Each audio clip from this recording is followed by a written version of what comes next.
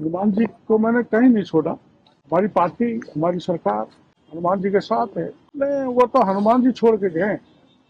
हनुमान जी का जन्म बीजेपी में हुआ है, उनके पिताजी बीजेपी से विधायक। हनुमान बेनीवाल भी अब भी आपका साथ चाहते हैं। उनको कोई पॉली हाउस देना होगा, कोई खाद बीज सप्लाई करना होगा, कोई नरेगा के काम देने होंगे, इसमें कोई भ्रष्टाचार हुआ होगा। हाँ, नोटिस का जवाब दीजिए। क्या जवाब मिलता है? वो मैं बता नहीं सकता, वरना फिर अनुशासनहीनता हो जाएगी। लेकिन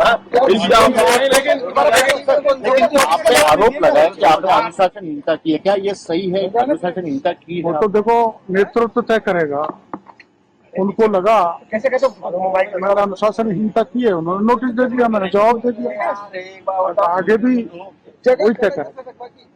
राष्ट्रीय अध्यक्ष से मिलने का समय मांगा है आप? ना, मैंने नोटिस की कॉपी नड्डा जी को भी भेजी आप?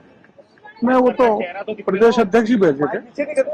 नीचे करो। प्रदेश अध्यक्ष जी को मैंने कल जवाब दिया। अच्छा साहब, क्यों आई सारी नौबत? ये कांग्रेस लगातार हंगामा करती रही सदन में, 7 घंटे तक खड़े रहकर उन्होंने हंगामा किया।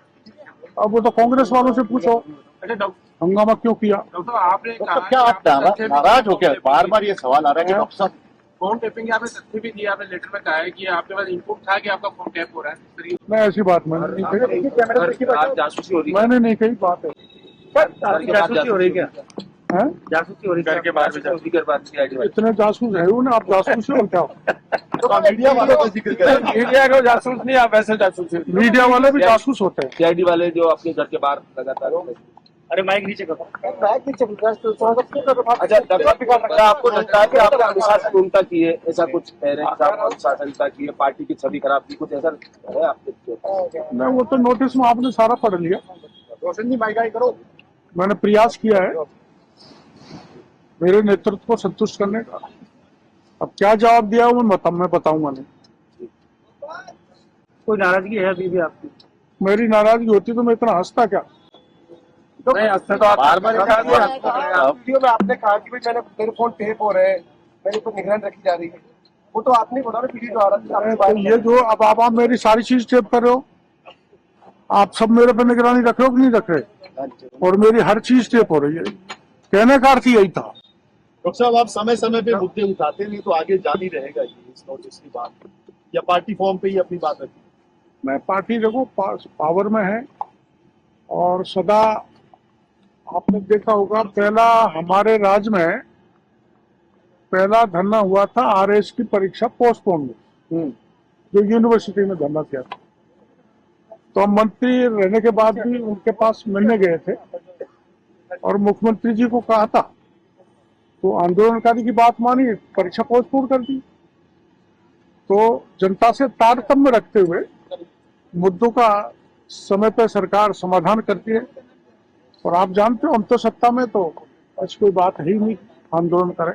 आरपीएससी वाले मुद्दे पे कोर्ट ने आरपीएससी को और एसओजी को फटकार लगाई। वो मामला सब जुडिस है, तो मैं बोल नहीं सकता, कोर्ट का मामला है। अच्छा, पर अखबारों में पढ़ा है, परीक्षा रद्द होनी चाहिए मांग आप लगातार पर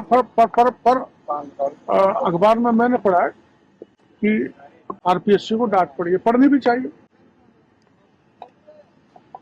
और आगे बढ़ के मैं कहूंगा डांट नहीं, आरपीएससी ने जो गलती की है, आप 5-6 साल से देख रहे हैं, तो आप जानते हैं कि उसको भंग तो नहीं कर सकते। एक बार पायलट साहब ने बात उठाई थी उसको भंग किया जाए, लेकिन उसकी रीस्ट्रक्चरिंग हो सकती है। अच्छा, रीस्ट्रक्चरिंग ऑफ द आरपीएससी वो होनी चाहिए। डॉक्टर साहब, आपको नहीं लगता कि पार्टी आपके जवाब से संतुष्ट नहीं होती तो आपके खिलाफ कार्रवाई भी हो सकती है? वो तो आप प्रदेश अध्यक्ष जी से पूछे। कल मंत्री जाबर सिंह खरा ने भी ये बात कही है। तो उन्होंने सही कही है, अगर संतुष्ट नहीं होगी तो स्वाभाविक है, मैं उसमें कुछ बोल नहीं सकता। मदन जी राठौड़ ही बोल सकते हैं, न मेरे को अधिकार है बोलने का, न खर्रा साहब को अधिकार है, न मुख्यमंत्री जी को है। प्रदेश अध्यक्ष मदन राठौड़ ही उस पर अपनी प्रतिक्रिया देंगे। और उन्होंने कह दिया हमारा घर का मामला है, उसमें आप लोग तो खामे खा एक चाय पे सब कुछ बुलाना चाहते हो। चाय से आगे क्या बार बार ये बात आ रही है कि डॉक्टर साहब नाराज क्या एक- ऐसा अच्छा आप ये बताओ, कभी आपने कोई मेरी कोई नाराजगी सुनी है क्या आपने? डॉक्टर लेकिन पार्टी सभा नहीं जाना।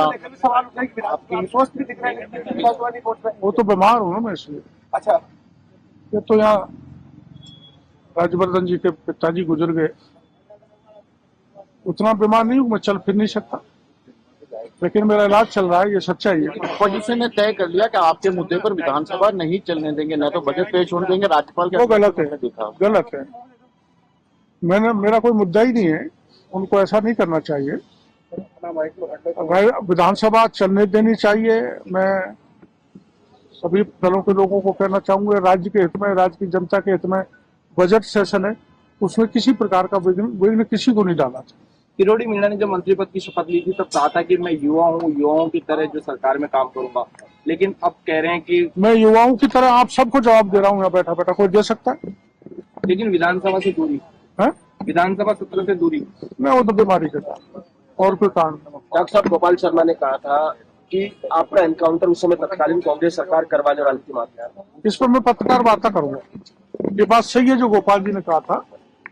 उस राज्य में इनकाउंटर के आदेश 2 MLA जो ज्यादा आंदोलन करते थे जनता के मुद्दों को लेकर, हरीश जी शर्मा जो खानपुर से थे और मैं उस समय महुआ से था, तो उस समय के मुख्यमंत्री ने, सरकार ने, क्योंकि मैं, आपको पता होगा, 1.5 महीने तक सिविल लाइन को घेरे बैठा रहा था 5000 मजदूरों को लेकर, तो उन्होंने ऐसा कहा था और भैरव सिंह जी ने बुला के हमको बताया था, और भैरव सिंह जी ने उस समय के DIG सिक्योरिटी को चेतावनी भी दी थी।